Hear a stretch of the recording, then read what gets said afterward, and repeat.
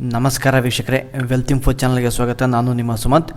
ವೀಕ್ಷಕರೇ, ಮತ್ತೊಂದು IPO video ಜೊತೆ ನಾನು ನಿಮ್ಮ ಮುಂದೆ ಬಂದಿದ್ದೀನಿ. ಭವಿಷ್ಯ ಎಲ್ಲರಿಗೂ ಕೂಡ ಗೊತ್ತಿರತಕ್ಕಂಥ ಒಂದು ಫುಡ್ ಡೆಲಿವರಿ ಆ್ಯಪ್ ಆಗಿರ್ತಕ್ಕಂಥ ಝೊಮ್ಯಾಟೊ ಇವತ್ತಿನ ದಿನ IPOಗೆ ಬಂದಿದೆ. ಇದು ಒಂದು ಬಹು ನಿರೀಕ್ಷಿತ IPOಗಳಲ್ಲಿ ಇದು ಕೂಡ ಒಂದಾಗಿತ್ತು. ಅಂದರೆ ಇವತ್ತು ಬರುತ್ತೆ, ಇವಾಗ ಬರುತ್ತೆ ಅಂತೇಳಿ ಕೊನೆಗೂ ಕೂಡ IPOಗೆ ಬಂದುಬಿಟ್ಟಿದ್ದಾರೆ ಝೊಮ್ಯಾಟೊದವರು. ಅಫಿಷಿಯಲ್ ಆಗಿ ಇದರ ಒಂದು IPO ಸಬ್ಸ್ಕ್ರಿಪ್ಷನ್ ಬಂದ್ಬಿಟ್ಟು ಇದೇ ಜುಲೈ 14ನೇ ತಾರೀಕಿಗೆ ಇದು ಸ್ಟಾರ್ಟ್ ಆಗುತ್ತೆ. ಇವತ್ತಿನ ಈ ಒಂದು ವಿಡಿಯೋದಲ್ಲಿ ನಾವು ಈ ಒಂದು ಝೊಮ್ಯಾಟೊ ಬಿಸ್ನೆಸ್ಸು, ಈ ಒಂದು IPO ಡೀಟೇಲ್ಸು, ಇದರ ಒಂದು ಸ್ಟ್ರೆಂತು, ಇದರ ಒಂದು ರಿಸ್ಕ್ ಫ್ಯಾಕ್ಟರ್ಸು, ಹಾಗೆ ಈ ಒಂದು IPOದಲ್ಲಿ ನೀವು IPOಗೆ ಅಪ್ಲೈ ಮಾಡೋದಾ ಬೇಡ, ಅಥವಾ ಈ ಒಂದು ಕಂಪ್ನಿಲಿ ನೀವು ಲಾಂಗ್ ಟರ್ಮ್ಗೆ ಇನ್ವೆಸ್ಟ್ಮೆಂಟ್ ಮಾಡೋದಾ ಬೇಡ ಅನ್ನೋದು ಕೂಡ ನಾನು ಡೀಟೇಲಾಗಿ ಹೇಳ್ತಾ ಇದ್ದೀನಿ. ವಿಡಿಯೋನ ನೀವು ಸಂಪೂರ್ಣವಾಗಿ ನೋಡಿ. ನಮ್ಮ ಚಾನಲ್ಗೆ ನೀವು ಇನ್ನೂ ಸಬ್ಸ್ಕ್ರೈಬ್ ಆಗಿಲ್ಲ ಅಂತಂದರೆ ಪ್ಲೀಸ್ ಸಬ್ಸ್ಕ್ರೈಬ್ ಆಗಿ. ಹಾಗೆ ಈ ಒಂದು ಮಾಹಿತಿ ನಿಮ್ಗೆ ಉಪಯುಕ್ತವಾಗಿದ್ದರೆ ತಪ್ಪದೇ ಲೈಕ್ ಮಾಡಿ.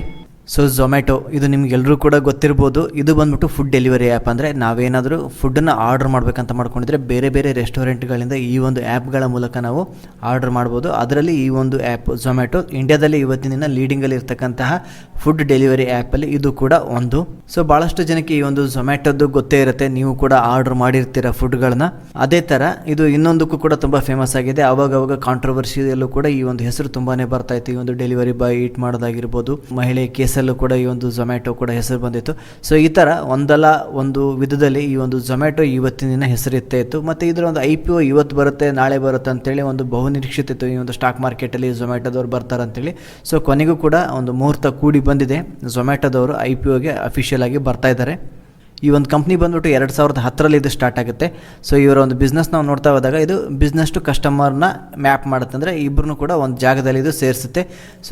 ಬಿಸ್ನೆಸ್ ಮಾಡ್ತಾರೋ ಅಂತಂದರೆ ಹೋಟೆಲ್ ನಡೆಸ್ತಾ ಇರೋರು, ಮತ್ತು ಕಸ್ಟಮರ್ಸ್ ಅಂದರೆ ನಾವು. ನಾವು ಯಾವುದಾದ್ರೂ ಒಂದು ಹೋಟೆಲ್ಗಳಿಂದ ಆರ್ಡರ್ಗಳನ್ನ ಬುಕ್ ಮಾಡೋ ಹಾಗಿತ್ತಂದರೆ ಈ ಒಂದು ಆ್ಯಪ್ಗಳ ಮೂಲಕ ನಾವು ಬುಕ್ ಮಾಡ್ಬೋದು. ಇವರು ಡೆಲಿವರ್ ಮಾಡ್ತಾರೆ. ಒಂದಿಷ್ಟು ಕಮಿಷನ್ನ ತೊಗೊಂಡು ಈ ಒಂದು ಕಂಪ್ನಿ ನಡೆಯುತ್ತೆ. ಮತ್ತು ಯಾರು ಡೆಲಿವರಿ ಮಾಡ್ತಾ ಇರ್ತಾರೆ ಅವ್ರಿಗೂ ಕೂಡ ಅವರು ಪೇ ಮಾಡಬೇಕಾಗತ್ತೆ. ಈ ಥರ ಈ ಒಂದು ಕಂಪ್ನಿ ನಡ್ಕೊಂಡು ಬರ್ತಾ ಇದೆ. ಇದು ಇವತ್ತಿನ ದಿನ ಕೇವಲ ಇಂಡಿಯಾ ಅಷ್ಟೇ ಅಲ್ಲದೆ ಇವರು 23 ಕಂಟ್ರಿಗಳಲ್ಲೂ ಕೂಡ ಈ ಒಂದು ಝೊಮ್ಯಾಟೊದವರು ಆಪ್ರೇಟ್ ಮಾಡ್ತಾರೆ. ಬಟ್ ಇವರು ಮೇನಾಗಿ ಫೋಕಸ್ ಮಾಡ್ತಾ ಇರೋದು ಇಂಡಿಯಾದಲ್ಲೇ ಮಾತ್ರ. ನಾನು ನಿಮಗೆ ಇಲ್ಲಿ ತೋರಿಸ್ತಾ ಇದ್ದೀನಿ. ಅಂದರೆ ಜಸ್ಟ್ ಒಂದು ಅವರ ಒಂದು ಆ್ಯಡ್ಸು ಮತ್ತು ಝೊಮ್ಯಾಟೊ ಯಾವ ಥರ ಒಂದು ಡೆಲಿವರಿ ಮಾಡ್ತಾ ಅನ್ನೋದು ಕೂಡ ನಾನು ನಿಮಗೆ ಒಂದು ಪಿಕ್ಚರಲ್ಲಿ ತೋರಿಸ್ತಾ ಇದ್ದೀನಿ. ಇವತ್ತಿನ ದಿನ ಈ ಒಂದು ಕಂಪ್ನಿ IPOಗೆ ಬಂದಿದೆ. ಈ ಒಂದು ವಿಡಿಯೋದಲ್ಲಿ ನಾವು ಇದರ ಒಂದು IPO ಡೀಟೇಲ್ಸ್ನ ನಾವು ನೋಡ್ತಾ ಹೋಗೋಣ. ಇವತ್ತಿನ ದಿನ ಇವರ ಒಂದು ಆಬ್ಜೆಕ್ಟಿವ್ ಏನಕ್ಕೆ ಇವರು IPOಗೆ ಬರ್ತಾ ಇದ್ದಾರೆ ಅಂತ ನಾವು ನೋಡ್ತಾ ಹೋದಾಗ, ಕೆಲವೊಂದು ಈ ಒಂದು ಔಟ್ಸ್ಟ್ಯಾಂಡಿಂಗ್ ಅವ್ರದ್ದು ಲೋನ್ಸ್ ಎಲ್ಲ ಇದ್ದಾವೆ, ಅದನ್ನು ಕ್ಲಿಯರ್ ಮಾಡ್ಕೊಳ್ಳೋಕ್ಕೆ. ಹಾಗೆ ಈ ಒಂದು ಕಂಪನಿಯ ದಿನನಿತ್ಯದ ವ್ಯವಹಾರಗಳಿಗೆ ದುಡ್ಡಿನ ಒಂದು ಅವಶ್ಯಕತೆ ಇದೆ, ಅದನ್ನು ಅವರು ಈ ಒಂದು IPO ಮೂಲಕ ಅವರು ಸಂಗ್ರಹ ಮಾಡ್ತಿದ್ದಾರೆ. ನೆಕ್ಸ್ಟ್ ಈ ಒಂದು IPO ಡೀಟೇಲ್ಸ್ ನಾವು ನೋಡ್ತಾ ಹೋದಾಗ, ಈ ಒಂದು IPO ಬಂದ್ಬಿಟ್ಟು ಜುಲೈ 14ನೇ ತಾರೀಕಿಗೆ ಇದು ಸ್ಟಾರ್ಟ್ ಆಗುತ್ತೆ. 14, 15, 16 3 ದಿನ ನಿಮಗೆ ಟೈಮ್ ಇರುತ್ತೆ. ಆ ಒಂದು ಟೈಮಲ್ಲಿ ನೀವು ಯಾವಾಗಾದರೂ ಅಪ್ಲೈ ಮಾಡ್ಬೋದು. ನೀವು ನೆಟ್ ಬ್ಯಾಂಕಿಂಗಿಂದ ನೀವು ಅಪ್ಲೈ ಮಾಡ್ತಾಯಿದ್ರೆ 12 ಗಂಟೆ ಒಳಗಡೆ, ಲಾಸ್ಟ್ನೇ ದಿನ 12 ಗಂಟೆ ಒಳಗಡೆ ನೀವು ಅಪ್ಲೈ ಮಾಡಿ. ಇದು ಬಂದ್ಬಿಟ್ಟು ಫೇಸ್ ವ್ಯಾಲ್ಯೂ ₹1 ಈ ಒಂದು ಕಂಪ್ನಿ IPOಗೆ ಬರ್ತಾಯಿದೆ. IPO ಪ್ರೈಸ್ ಬಂದ್ಬಿಟ್ಟು ಇವ್ರು ಫಿಕ್ಸ್ ಮಾಡಿರೋದು ₹72ಲಿಂದ ₹76. ಅಂದರೆ ನೀವು IPOಗೆ ಅಪ್ಲೈ ಮಾಡೋ ಟೈಮಲ್ಲಿ ನೀವು ಮ್ಯಾಕ್ಸಿಮಮ್ ಪ್ರೈಸ್ನ ನೀವು ಸೆಲೆಕ್ಟ್ ಮಾಡಬೇಕಾಗತ್ತೆ, ₹76. ಮಾರ್ಕೆಟ್ ಲಾಟ್ ಬಂದ್ಬಿಟ್ಟು ಮಿನಿಮಮ್ ಆಗಿ ನೀವು 195 ಶೇರ್ಸ್ಗಳನ್ನು ನೀವು ಅಪ್ಲೈ ಮಾಡಬೇಕಾಗತ್ತೆ, ಅಥವಾ 1 ಲಾಟ್ ಅಂತಲೂ ಕೂಡ ಅಂತೀವಿ. 1 ಲಾಟು, 2 ಲಾಟು, 3 ಲಾಟು ಈ ಥರ ನೀವು ಅಪ್ಲೈ ಮಾಡ್ಬೋದು. ಮ್ಯಾಕ್ಸಿಮಮ್ ರಿಟೇಲ್ ಕ್ಯಾಟಗರಿ ನಾವು ₹2,00,000 ಮಾತ್ರ ಅಪ್ಲೈ ಮಾಡೋಕ್ಕಾಗತ್ತೆ. ನೆಕ್ಸ್ಟ್ ಈ ಒಂದು ಕಂಪ್ನಿ ಬಂದ್ಬಿಟ್ಟು BSE ಮತ್ತು NSEಯಲ್ಲೂ ಕೂಡ ಇದು ಲಿಸ್ಟ್ ಆಗ್ತಾ ಇದೆ. ಇಶ್ಯೂ ಸೈಜ್ ಬಂದ್ಬಿಟ್ಟು ನೋಡಿ, ಇದು ₹9,375 ಕೋಟಿ ಅವರು ಜನಗಳಿಂದ ಕಲೆಕ್ಟ್ ಮಾಡ್ಕೊತಿದ್ದಾರೆ. ಇದರಲ್ಲಿ ಫ್ರೆಶ್ ಇಶ್ಯೂ ಬಂದ್ಬಿಟ್ಟು ₹9,000 ಕೋಟಿ ಇದೆ. ಆಫರ್ ಫಾರ್ ಸೇಲ್ ಬಂದ್ಬಿಟ್ಟು ₹375 ಕೋಟಿ ಇದೆ. ಇದು ಆಫರ್ ಫಾರ್ ಸೇಲ್. ಇವತ್ತಿನ ದಿನ ಈ ಒಂದು ಕಂಪ್ನಿಯಲ್ಲಿ ಈ ಒಂದು Naukri.com ಅವರು ಇದರಲ್ಲಿ ಇನ್ವೆಸ್ಟ್ಮೆಂಟ್ ಮಾಡಿದ್ದಾರೆ. ಅವರು IPO ಮೂಲಕ ತಮ್ಮ ಒಂದು ಸ್ವಲ್ಪ ಸ್ಟೇಕ್ನ ಅವರು ಸೆಲ್ ಮಾಡಬೇಕಂತ ಮಾಡಿದ್ದಾರೆ. ಈ ಒಂದು ಆಫರ್ ಫಾರ್ ಸೇಲ್ ಬಂದ್ಬಿಟ್ಟು ಈ ಒಂದು Naukri.com ಅವರಿಗೆ ಹೋಗುತ್ತೆ, ಅಥವಾ ಇನ್ಫೋ ಎಡ್ಜ್ ಅಂತೇಳಿ ಲಿಸ್ಟ್ ಆಗಿದೆಯಲ್ಲ ಸ್ಟಾಕ್ ಮಾರ್ಕೆಟಲ್ಲಿ, ಆ ಒಂದು ಕಂಪ್ನಿಗೆ ಹೋಗುತ್ತೆ. Next grey market premium. ಏನಿದು ಗ್ರೇ ಮಾರ್ಕೆಟ್ ಪ್ರೀಮಿಯಮ್ ಅಂತಂದರೆ, ನೀವೇನಾದರೂ ಈ ಒಂದು IPOಗೆ ಅಪ್ಲೈ ಮಾಡಿದರೆ ಇದು ಮಾರ್ಕೆಟಲ್ಲಿ ಅದು ಯಾವತ್ತು ಲೀಸ್ಟ್ ಆಗುತ್ತಲ್ಲ ಅವತ್ತಿನ ದಿನ ನೀವು ಒಂದು ಶೇರಿಗೆ ಎಷ್ಟು ರೂಪೀಸ್ ನೀವು ಪ್ರಾಫಿಟ್ನ ನೀವು ಪಡಿಬೋದು ಅನ್ನೋದನ್ನು ಒಂದು ಅಂದಾಜಿನ ಈ ಒಂದು ಗ್ರೇ ಮಾರ್ಕೆಟ್ ಪ್ರೀಮಿಯಮ್ ಸೂಚಿಸುತ್ತೆ. ಇದ್ರ ಪ್ರಕಾರ ನೀವೇನಾದರೂ ಈ ಒಂದು ಝೊಮ್ಯಾಟೊ IPOಗೆ ನೀವೇನಾದರೂ ಅಪ್ಲೈ ಮಾಡಿದರೆ ನಿಮಗೆ ಏನಿಲ್ಲ ಅಂತಂದರೆ ಒಂದು ₹11ದಿಂದ ₹16 ಕೂಡ ಒಂದು ಶೇರ್ಗೆ ಪ್ರಾಫಿಟ್ ಸಿಗ್ತಕ್ಕಂಥ ಸಾಧ್ಯತೆ ಇದೆ. ನೆಕ್ಸ್ಟ್ ಈ ಒಂದು IPO ಬಂದ್ಬಿಟ್ಟು ಜುಲೈ 14ಕ್ಕೆ ಈ ಒಂದು IPO ಸ್ಟಾರ್ಟ್ ಆಗುತ್ತೆ. ಜುಲೈ 16ಕ್ಕೆ ಈ ಒಂದು IPO ಕ್ಲೋಸ್ ಆಗುತ್ತೆ. ಜುಲೈ 21ನೇ ತಾರೀಕಿಗೆ ನಿಮ್ಗೆ ಅಲಾಟ್ಮೆಂಟ್ ಆಗಿದ್ದಾನೆ ಇಲ್ಲ ಅಂತ ನಿಮ್ಗೆ ಗೊತ್ತಾಗುತ್ತೆ. ಅಲಾಟ್ಮೆಂಟ್ ಆಗಿಲ್ಲ ಅಂತಂದರೆ ಜುಲೈ 22ನೇ ತಾರೀಕಿಗೆ ನಿಮ್ಮ ಅಮೌಂಟು ರಿಫಂಡ್ ಆಗುತ್ತೆ. ಈ ಒಂದು ಸ್ಟಾಕ್ ಬಂದ್ಬಿಟ್ಟು ಸ್ಟಾಕ್ ಮಾರ್ಕೆಟಲ್ಲಿ ಜುಲೈ 26ನೇ ತಾರೀಕಿಗೆ ಇದು ಮಾರ್ಕೆಟಲ್ಲಿ ಲೀಸ್ಟ್ ಆಗುತ್ತೆ. ನೆಕ್ಸ್ಟ್ ನೀವೇನಾದರೂ ಈ ಒಂದು IPO ಅಪ್ಲೈ ಮಾಡಬೇಕಂತ ಮಾಡಿದರೆ ಮಿನಿಮಮ್ 1 ಲಾಟ್ ಅಥವಾ 195 ಶೇರ್ಸ್ಗಳನ್ನು ನೀವು ಪರ್ಚೇಸ್ ಮಾಡಬೇಕಾಗುತ್ತೆ. ಅದಕ್ಕೆ 14,820 ರೂಪಾಯಿ ಬೇಕಾಗುತ್ತೆ. ಮ್ಯಾಕ್ಸಿಮಮ್ ಆಗಿ ನೀವು 1 ಲಾಟ್ 2 ಲಾಟ್ 3 ಲಾಟ್ ನೀವು ಅಪ್ಲೈ ಮಾಡ್ಬೋದು. ಮ್ಯಾಕ್ಸಿಮಮ್ ನೀವು 13 ಲಾಟ್ ಅಥವಾ 2,535 ಶೇರ್ಸ್ಗಳನ್ನು ನೀವು ಪರ್ಚೇಸ್ ಮಾಡಬೇಕಾಗುತ್ತೆ. ಅದಕ್ಕೆ 1,92,660 ರೂಪಾಯಿ ಬೇಕಾಗುತ್ತೆ. ಸೊ ಈ ಒಂದು ಕಂಪ್ನಿಯಲ್ಲಿ ಪ್ರಮೋಟರ್ಸ್ ಅಂತೇಳಿ ಯಾರೂ ಇಲ್ಲ. ಇದು ಬಂದ್ಬಿಟ್ಟು ಪ್ರೊಫೆಷ್ನಲಿ ಮ್ಯಾನೇಜ್ಡ್ ಕಂಪ್ನಿ ಇದೆ. ಇದರಲ್ಲಿ ಮೇನಾಗಿ ಇವತ್ತಿನ ದಿನ ಗುರುತಿಸ್ಕೊಂಡಿರೋರು ಇನ್ವೆಸ್ಟರ್ಸಲ್ಲಿ ಇನ್ಫೋ ಎಡ್ಜ್ ಬರುತ್ತೆ, ಅಥವಾ ಈ ಒಂದು Naukri.com ಅವರು ಮತ್ತು ಈವನ್ ಪಾಲಿಸಿ ಬಜಾರ್ ಅವರು ಕೂಡ ಈ ಒಂದು ಕಂಪ್ನಿಯಲ್ಲಿ ಇನ್ವೆಸ್ಟ್ಮೆಂಟ್ ಮಾಡಿದ್ದಾರೆ. ಸೊ ನಾವು ಈ ಒಂದು ಝೊಮ್ಯಾಟೋದು IPO ಸೈಜ್ ನಾವು ನೋಡ್ತಾ ಹೋದಾಗ, ಅಲಾಟ್ಮೆಂಟ್ ಪ್ರೊಸೆಸ್ ನಾವು ನೋಡ್ತಾ ಹೋದಾಗ, ಇವರು ಕ್ವಾಲಿಫೈಡ್ ಇನ್ಸ್ಟಿಟ್ಯೂಷನ್ ಇನ್ವೆಸ್ಟರ್ಸ್ಗೆ ಮುಂಚೆ 50% ರಿಸರ್ವ್ ಇಟ್ಟಿದ್ರು. ಆಮೇಲೆ ನಾನ್ ಇನ್ಸ್ಟಿಟ್ಯೂಷನ್ ಇನ್ವೆಸ್ಟರ್ಸ್ 15, ರೀಟೇಲ್ ಕ್ಯಾಟಗರಿಗೆ 35 ಇತ್ತು. ಬಟ್ ಸೆಬಿದವರು ಇದನ್ನು ಚೇಂಜ್ ಮಾಡಿದರು. ಏನಕ್ಕೆ ಚೇಂಜ್ ಮಾಡಿದ್ರು ಅಂತೇಳಿ ನಾನು ನಿಮಗೆ ಮುಂದೆ ಹೇಳ್ತೀನಿ. ಸೊ ಆಮೇಲೆ ಇವರು ಈ ಒಂದು ರೀಟೇಲ್ ಕ್ಯಾಟಗರಿಗೆ ಸೆಬಿದವರು 10% ಮಾತ್ರ ರಿಸರ್ವ್ ಇಟ್ಟಿದ್ದಾರೆ. ಕ್ವಾಲಿಫೈಡ್ ಇನ್ಸ್ಟಿಟ್ಯೂಷನ್ ಇನ್ವೆಸ್ಟರ್ಸ್ಗೆ 75% ಮಾಡಿದರು.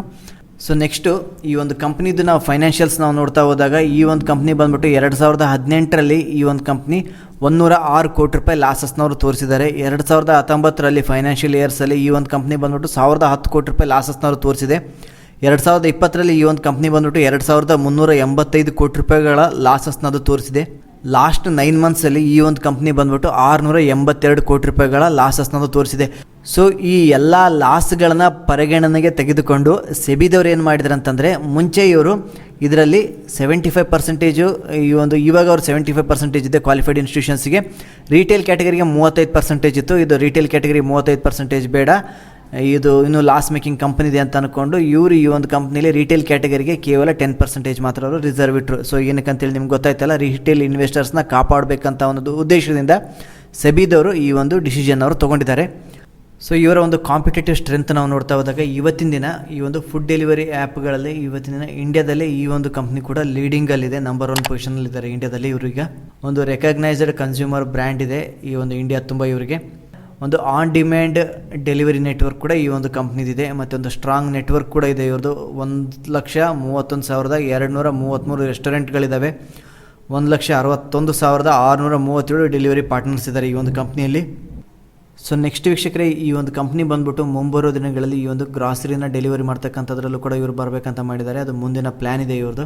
ಸೊ ಇವೆಲ್ಲವೂ ಬಂದ್ಬಿಟ್ಟು ಈ ಒಂದು ಕಂಪ್ನಿಯಲ್ಲಿ ಇರ್ತಕ್ಕಂತಹ ಒಂದು ಕಾಂಪಿಟೇಟಿವ್ ಸ್ಟ್ರೆಂತ್ ಅಂತೇಳಿ ನಾನು ನಿಮಗೆ ಹೇಳ್ತಾ ಇದ್ದೀನಿ. ಸೊ ನೆಕ್ಸ್ಟು ಈ ಒಂದು ಕಂಪ್ನಿಯಲ್ಲಿ ಇರ್ತಕ್ಕಂಥ ರಿಸ್ಕ್ ಫ್ಯಾಕ್ಟರ್ಸ್ಗಳನ್ನು ಕೂಡ ನಾವು ಕನ್ಸಿಡರ್ ಮಾಡಬೇಕಾಗುತ್ತೆ. ಏನಕ್ಕೆ ನಾವು ಈ ಒಂದು ರಿಸ್ಕ್ ಫ್ಯಾಕ್ಟರ್ಸ್ಗಳನ್ನು ನಾವು ನೋಡಬೇಕಂದ್ರೆ, ನೀವೇನಾದರೂ ಈ ಒಂದು ಕಂಪ್ನಿಯಲ್ಲಿ ಮೀಡಿಯಮ್ ಟು ಲಾಂಗ್ ಟರ್ಮ್ವರೆಗೆ ನೀವು ಇನ್ವೆಸ್ಟ್ಮೆಂಟ್ ಮಾಡಬೇಕಂತ ಮಾಡ್ಕೊಂಡಿದ್ರೆ, ನೀವು ಈ ಒಂದು ರಿಸ್ಕ್ ಫ್ಯಾಕ್ಟರ್ಸ್ಗಳನ್ನು ತುಂಬ ಸ್ಟಡಿ ಮಾಡಬೇಕಾಗುತ್ತೆ. ಸೊ ಮೊದಲೇ ರಿಸ್ಕ್ ಫ್ಯಾಕ್ಟರ್ ಈ ಒಂದು ಕಂಪ್ನಿಯಲ್ಲಿ ಅಂತಂದರೆ, ಈ ಒಂದು ಕಂಪ್ನಿ ಇನ್ನೂ ಕೂಡ ಇದು ಲಾಸ್ ಮೇಕಿಂಗ್ ಕಂಪ್ನಿ ಇದೆ. ಇದನ್ನು ಕೂಡ ನೀವು ಕನ್ಸಿಡರ್ ಮಾಡಬೇಕು. ಇನ್ನೂ ಕೂಡ ಅವರು ಪ್ರಾಫಿಟ್ಗೆ ಬಂದಿಲ್ಲ. ಮತ್ತು ಇವತ್ತಿನ ದಿನ ಅವ್ರು ಏನು ಗ್ರೋತ್ ಏನು ತೋರಿಸ್ತಾ ಇದ್ದಾರೆ, ಅದು ಮುಂಬರೋ ದಿನಗಳಲ್ಲಿ ಅದನ್ನು ಕಂಟಿನ್ಯೂ ಮಾಡ್ಕೊಂಡು ಹೋಗೋದು ಕೂಡ ಈ ಒಂದು ಕಂಪ್ನಿಗೆ ಆಗುತ್ತಾ ಇಲ್ಲದು ಅನ್ನೋದು ಕೂಡ ನಾವು ನೋಡಬೇಕಾಗುತ್ತೆ. ಸೊ ಈ ಒಂದು ಕೋವಿಡ್-19 ಪೆಂಡಮಿಕ್ಕಿಂದ ಈ ಒಂದು ಲಾಕ್ಡೌನ್ ಅನ್ಲಾಕ್ಗಳ ಮಧ್ಯೆ ಇದು ಕೂಡ ಈ ಒಂದು ಕಂಪನಿಯ ಒಂದು ಫೈನಾನ್ಷಿಯಲ್ಸ್ ಮೇಲೆ ಅದು ಪ್ರಭಾವ ಬೀರ್ತಾ ಇದೆ. ಸೊ ನೆಕ್ಸ್ಟ್ ಈ ಒಂದು ಬಿಸ್ನೆಸ್ಸಲ್ಲಿರ್ತಕ್ಕಂಥ ಮೇನ್ ರಿಸ್ಕ್ ಅಂತಂದರೆ, ಇವತ್ತಿನ ದಿನ ಈ ಒಂದು ರೆಸ್ಟೋರೆಂಟ್ಗಳು ಏನು ಇವರ ಜೊತೆ ಟೈ ಅಪ್ ಆಗಿದ್ದಾರೆ, ಅವರೇನಾದರೂ ಅದ್ರ ಜೊತೆ ಮುಂದುವರಿಲಿಲ್ಲ ಅಂತಂದರೆ, ಅವರು ಬೇರೆಯವ್ರ ಜೊತೆಗೆ ಅವರು ಮುಂದುವರಿತಾ ಇದ್ದರೆ, ಹಾಗೆ ಇವತ್ತಿನ ದಿನ ಇರ್ತಕ್ಕಂಥ ಕ್ಲೈಂಟ್ಸು ಮತ್ತು ಡೆಲಿವರಿ ಬಾಯ್ಸು ಇವತ್ತಿನ ದಿನ ಅವ್ರನ್ನ ಬಿಟ್ಟು ಬೇರೆ ಕಡೆ ಮೂವ್ ಆದರೂ ಕೂಡ ಅವೆಲ್ಲವೂ ಬಂದ್ಬಿಟ್ಟು ಈ ಒಂದು ಕಂಪ್ನಿ ಮೇಲೆ ತುಂಬ ಅಂದರೆ ತುಂಬ ಪ್ರಭಾವ ಬೀರುತ್ತೆ. ಸೊ ಅದೇ ಥರ ಇವರು ಹೊಸ ಹೊಸ ರೆಸ್ಟೋರೆಂಟ್ಗಳನ್ನು ಕೂಡ ಅವರು ಆ್ಯಡ್ ಮಾಡ್ತಾ ಹೋಗಬೇಕಾಗುತ್ತೆ. ಅದನ್ನೆಲ್ಲ ಅವೇನಾದರೂ ಮಾಡಿಲ್ಲ ಅಂತಂದರೆ ಅದು ಕೂಡ ಈ ಒಂದು ಕಂಪ್ನಿಗೆ ಬಿಸ್ನೆಸ್ ಮೇಲೆ ಅದು ಪ್ರಭಾವ ಬೀರ್ತಕ್ಕಂಥ ಸಾಧ್ಯತೆ ಹೆಚ್ಚಿರುತ್ತೆ. ನೆಕ್ಸ್ಟು ಇವಾಗ ಅವಾಗವಾಗ ಈ ಒಂದು ಡೆಲಿವರಿ ಬಾಯ್ ವಿಷಯದಲ್ಲಿ ನಮಗೆ ಮೀಡಿಯಾದಲ್ಲಿ ಕೆಲವೊಂದು ನ್ಯೂಸ್ಗಳೆಲ್ಲ ಬರ್ತಾ ಇರ್ತವೆ. ಅದೇ ಥರ ಇದೇನಾದರೂ ಮಾರ್ಕೆಟಲ್ಲಿ ಲೀಸ್ಟ್ ಆದಮೇಲೆ ಆ ಥರ ಯಾವುದೇ ಒಂದು ಕೇಸಸ್ಗಳು ಬಂದರೂ ಕೂಡ ಸೊ ಮಾರ್ಕೆಟ್ ಕೂಡ ಇಂಥ ಒಂದು ನ್ಯೂಸ್ಗಳಿಗೆ ತುಂಬ ಬೇಗ ರಿಯಾಕ್ಟ್ ಮಾಡುತ್ತೆ. ಸೊ ನೆಕ್ಸ್ಟ್ ವೀಕ್ಷಕರೇ, ಎಂಡ್ ಆಫ್ ದ ಡೇ ಈ ಒಂದು ಕಂಪ್ನಿ ಬಂದ್ಬಿಟ್ಟು ಕಸ್ಟಮರ್ ಸ್ಯಾಟಿಸ್ಫ್ಯಾಕ್ಷನ್ ಅನ್ನೋದು ತುಂಬ ಇಂಪಾರ್ಟೆಂಟ್ ಆಗಿರುತ್ತೆ. ಅದನ್ನು ಅವರು ಮೀಟ್ ಮಾಡಿಲ್ಲ ಅಂತಂದರೆ ಅದು ಕೂಡ ಈ ಒಂದು ಕಂಪ್ನಿಗೆ ತುಂಬ ಅಂದರೂ ನಷ್ಟ ಆಗುತ್ತೆ. ಇವತ್ತಿನ ದಿನ ಈ ಒಂದು ಫುಡ್ ಡೆಲಿವರಿ ಆ್ಯಪಲ್ಲಿ ಭಾಳಷ್ಟು ಕಂಪ್ನಿಗಳಿದ್ದಾವೆ ಮತ್ತು ಜನರು ಕೂಡ ಒಂದು ಕಂಪ್ನಿಯಿಂದ ಇನ್ನೊಂದು ಕಂಪ್ನಿಗೆ ಅವರು ಆಫರ್ಗಳ ಮೊರೆ ಹೋಗ್ತಾ ಇರ್ತಾರೆ. ಸೊ ಒಂದು ಕಸ್ಟಮರ್ ದೃಷ್ಟಿಯಿಂದ ಇವರು ಆಫರ್ಗಳನ್ನು ಅವರು ಕೊಡಲೇಬೇಕಾಗುತ್ತೆ. ಬಟ್ ಇನ್ವೆಸ್ಟರ್ ದೃಷ್ಟಿಯಿಂದ ಅದು ಆಫರ್ ಕೊಟ್ಟರೆ ಈ ಒಂದು ಕಂಪ್ನಿಗೆ ಲಾಸ್ ಆಗ್ತಕ್ಕಂಥ ಸಾಧ್ಯತೆ ಇರುತ್ತೆ. ಸೊ ಇವೆಲ್ಲವೂ ಬಂದ್ಬಿಟ್ಟು ಈ ಒಂದು ಕಂಪ್ನಿಯಲ್ಲಿ ಇರ್ತಕ್ಕಂಥ ರಿಸ್ಕ್ ಫ್ಯಾಕ್ಟರ್ಸ್ಗಳಾಗುತ್ತೆ. ಸೊ ನೆಕ್ಸ್ಟ್ ಈ ಒಂದು ಸೆಗ್ಮೆಂಟಲ್ಲಿ ಬೇರೆ ಬೇರೆ ಬಿಗ್ ಪ್ಲೇಯರ್ಸ್ ಕೂಡ ಅವರು ಬರ್ತಿದ್ದಾರೆ. ಸೊ ಅದನ್ನೆಲ್ಲವನ್ನು ಈ ಒಂದು ಝೊಮ್ಯಾಟೋದವ್ರು ಯಾವ ಥರ ಫೇಸ್ ಮಾಡ್ತಾರೆ ಅನ್ನೋದು ಕೂಡ ನಾವು ನೋಡಬೇಕಾಗುತ್ತೆ. ಈವನ್ ಅಮೆಝಾನ್ ಕೂಡ ಈ ಒಂದು ಸೆಗ್ಮೆಂಟಲ್ಲಿ ಎಂಟ್ರ್ ಆಗ್ತಾ ಇದೆ. ಸೊ ಇವೆಲ್ಲವೂ ಬಂದ್ಬಿಟ್ಟು ಈ ಒಂದು ಕಂಪ್ನಿಯಲ್ಲಿ ಇರ್ತಕ್ಕಂಥ ರಿಸ್ಕ್ ಫ್ಯಾಕ್ಟರ್ಸ್ಗಳಂತೇಳಿ ನಾನು ನಿಮಗೆ ಹೇಳ್ತಾ ಇದ್ದೀನಿ. ಸೊ ಕೊನೆಯದಾಗಿ ವೀಕ್ಷಕರೇ, ಈ ಒಂದು IPO ಬಗ್ಗೆ ನನ್ನ ಅನಿಸಿಕೆಯನ್ನು ಕೂಡ ನಾನು ನಿಮಗೆ ಶೇರ್ ಮಾಡ್ತಾ ಇದ್ದೀನಿ. ಇವತ್ತಿನ ದಿನ ಇಂಡಿಯಾದಲ್ಲೇ ಈ ಒಂದು ಫುಡ್ ಡೆಲಿವರಿ ಆ್ಯಪಲ್ಲಿ ಲೀಸ್ಟ್ ಆಗ್ತಕ್ಕಂಥ ಫಸ್ಟ್ ಕಂಪ್ನಿ ಬಂದ್ಬಿಟ್ಟು ಈ ಒಂದು ಝೊಮ್ಯಾಟೊ ಕಂಪ್ನಿ. ಸೊ ಈ ಒಂದು ಕಂಪ್ನಿ ಇನ್ನೂ ಕೂಡ ಇದು ಲಾಸ್ ಮೇಕಿಂಗ್ ಕಂಪ್ನಿ ಇದೆ. ಮತ್ತು ಈ ಒಂದು ಸೆಗ್ಮೆಂಟಲ್ಲಿ ಇವತ್ತಿನ ದಿನ ಬೇರೆ ಬೇರೆ ಪ್ಲೇಯರ್ಸ್ ಕೂಡ ಇದರಲ್ಲಿ ಎಂಟ್ರ್ ಆಗ್ತಾ ಇರೋದ್ರಿಂದ ನೀವೇನಾದರೂ ಲಾಂಗ್ ಟರ್ಮ್ವರೆಗೆ ನೀವು ಇನ್ವೆಸ್ಟ್ಮೆಂಟ್ ಮಾಡಬೇಕಂತ ಮಾಡ್ಕೊಂಡಿದ್ರೆ 1 or 2 ಕ್ವಾರ್ಟರ್ಗೆ ನೀವು ವೇಟ್ ಮಾಡಿ ಅದರ ಒಂದು ರಿಸಲ್ಟ್ನ ನೋಡಿಕೊಂಡು ನೀವು ಈ ಒಂದು ಕಂಪ್ನಿಯಲ್ಲಿ ನೀವು ಇನ್ವೆಸ್ಟ್ಮೆಂಟ್ ಮಾಡ್ಬೋದು. ಇದು ಯಾವಾಗಿದು ಪ್ರಾಫಿಟ್ ಮೇಕಿಂಗ್ ಕಂಪ್ನಿ ಆಗುತ್ತೆ ಆವಾಗ ನೀವು ಬೇಕಿದ್ರೆ ಈ ಒಂದು ಕಂಪ್ನಿಯಲ್ಲಿ ಇನ್ವೆಸ್ಟ್ಮೆಂಟ್ ಮಾಡ್ಬೋದು ಅಂತೇಳಿ ನನ್ನ ಒಂದು ಅನಿಸಿಕೆಯನ್ನು ಹೇಳ್ತಾ ಇದ್ದೀನಿ. ಅದೇ ಥರ ನೀವು ಈ ಒಂದು IPOಗೆ ಅಪ್ಲೈ ಮಾಡಬೇಕಂತ ಮಾಡ್ಕೊಂಡಿದ್ರೆ ಇದು ಬಂದ್ಬಿಟ್ಟು ಆಲ್ರೆಡಿ 9,375 ಕೋಟಿ ರೂಪಾಯಿದು IPOಗೆ ಇವ್ರು ಬಂದಿದ್ದಾರೆ. IPO ಸೈಜ್ ಬಂದ್ಬಿಟ್ಟು ಆಲ್ರೆಡಿ ದೊಡ್ಡ ಸೈಜೇ ಇದೆ. ಸೊ ಅಂಥ ಒಂದು ಒಳ್ಳೆ ಲೀಸ್ಟಿಂಗೇನ ನಾವು ಈ ಒಂದು IPOದಿಂದ ಎಕ್ಸ್ಪೆಕ್ಟ್ ಮಾಡೋದಕ್ಕೆ ಆಗಲ್ಲ ಅಂತೇಳಿ ನನಗೆ ಅನ್ನಿಸ್ತಾ ಇದೆ. ಸೊ ನೀವೇನಾದರೂ IPOಗೆ ಅಪ್ಲೈ ಮಾಡಬೇಕಂತ ಮಾಡ್ಕೊಂಡಿದ್ರೆ 3ನೇ ದಿನ ಅದರ ಒಂದು IPO ಸಬ್ಸ್ಕ್ರಿಪ್ಷನ್ ನೋಡಿಕೊಂಡು ನೀವು ಅಪ್ಲೈ ಮಾಡ್ಬೋದು. 2 ದಿನ ವೇಟ್ ಮಾಡಿ 2ನೇ ದಿನದ IPO ಸಬ್ಸ್ಕ್ರಿಪ್ಷನ್ ನೋಡಿಕೊಂಡು ನೀವು 3ನೇ ದಿನ ನೀವು IPOಗೆ ಅಪ್ಲೈ ಮಾಡ್ಬೋದು. ನನ್ನ ಒಂದು ಅನಿಸಿಕೆ ನಾನು ನಿಮಗೆ ಶೇರ್ ಮಾಡಿದ್ದೀನಿ. ಪರ್ಸ್ನಲಿ ನಾನು ಈ ಒಂದು IPOಗೆ ಅಪ್ಲೈ ಮಾಡ್ತಾ ಇಲ್ಲ. ಸೊ ಇದಾಗಿತ್ತು ವೀಕ್ಷಕರೇ ಇವತ್ತಿನ ದಿನ ಈ ಒಂದು ಝೊಮ್ಯಾಟೊ IPO ಬಗ್ಗೆ ಡೀಟೇಲಾಗಿ ಹೇಳ್ತಕ್ಕಂಥ ಒಂದು ಪ್ರಯತ್ನವನ್ನು ಕೂಡ ನಾನು ಮಾಡಿದ್ದೀನಿ. ಹಾಗೆ ಈ ಒಂದು ಕಂಪ್ನಿಯಲ್ಲಿ ಇರ್ತಕ್ಕಂಥ ರಿಸ್ಕ್ ಫ್ಯಾಕ್ಟರು ಮತ್ತು ಇವರ ಒಂದು ಸ್ಟ್ರೆಂತು ಹಾಗೆ ಈ ಒಂದು ಕಂಪ್ನಿಯಲ್ಲಿ ಇರ್ತಕ್ಕಂಥ ಕಾಂಪಿಟೇಷನ್ ಕೂಡ ನಾನು ಎಕ್ಸ್ಪ್ಲೇನ್ ಮಾಡಿದ್ದೀನಿ. ಈ ಒಂದು ಮಾಹಿತಿ ನಿಮಗೆ ಉಪಯುಕ್ತವಾಗಿದ್ದರೆ ವಿಡಿಯೋವನ್ನು ಇನ್ನೂ ಲೈಕ್ ಮಾಡಿಲ್ಲ ಅಂತಂದರೆ ಲೈಕ್ ಮಾಡಿ. ಹಾಗೆ ನಮ್ಮ ಚಾನಲ್ಗೆ ನೀವು ಇನ್ನೂ ಸಬ್ಸ್ಕ್ರೈಬ್ ಆಗಿಲ್ಲ ಅಂತಂದರೆ ಪ್ಲೀಸ್ ಸಬ್ಸ್ಕ್ರೈಬ್ ಆಗಿ ನಮ್ಮನ್ನು ಪ್ರೋತ್ಸಾಹಿಸಿ. Thank you for watching. ಧನ್ಯವಾದಗಳು.